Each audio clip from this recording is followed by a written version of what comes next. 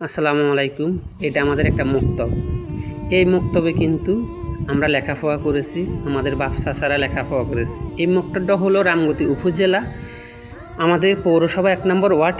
এই মক্তবে 2 নং সর্বাদাম ইউনিয়নের অনেক ভাইয়েরা কিন্তু লেখাপড়া করেছেন, অনেক বাপ চাচারা লেখাপড়া করেছেন। আর দেখতেছেন আমাদের মক্তবের কী অবস্থা। এটার কারণ হলো একটি সমাজ ভাঙ্গি যখন 10টা মসজিদ হয়ে যায় বা 10টি সমাজ হয়ে যায়, তখন কিন্তু পুরানা জিনিসের কেউ কদর করে না। প্রিয় ভাইয়েরা, আমাদের এই কিল্লার পাশে অনেক লেখাপড়া করার মতো অনেক ছোটো বাচ্চারা আছে, কিন্তু মসজিদে যাচ্ছে না। আপনাদের সহযোগিতায় যদি এই মক্তবটা আবার পুনরায় মেরামত করতে পারতাম, তাইলে হয়তো আবারও আমাদের ইসলাম শিক্ষা আবারও দাঁড়াইতো।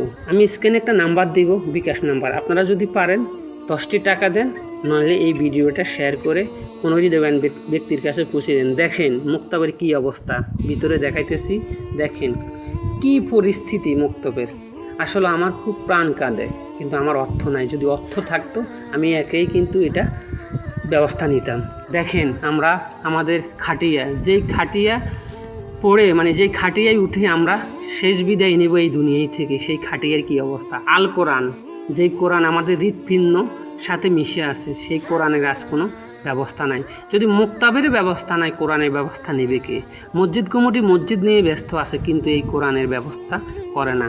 আবারও আমি বলতেছি, এই কোরআনের স্বার্থে, এই খাটিয়ার স্বার্থে, এই আমাদের ঐতিহ্যর স্বার্থে, বিশেষ করে 2 নং সর্বাদান ইউনিয়নের প্রবাসী ভাইদের কাছে আমার অনুরোধ, বা আমাদের পৌরসভা 1 নম্বর ওয়ার্ডের প্রবাসী ভাইদের কাছে অনুরোধ, 10টি টাকা দেন, নয়তো ভিডিওটা শেয়ার করে সকলের মাঝে পৌঁছিয়ে দেন। আপনাদের সহযোগিতা হয়তো আবার পুনরায় এই মক্তবটা দাঁড়া করান হবে। ধন্যবাদ।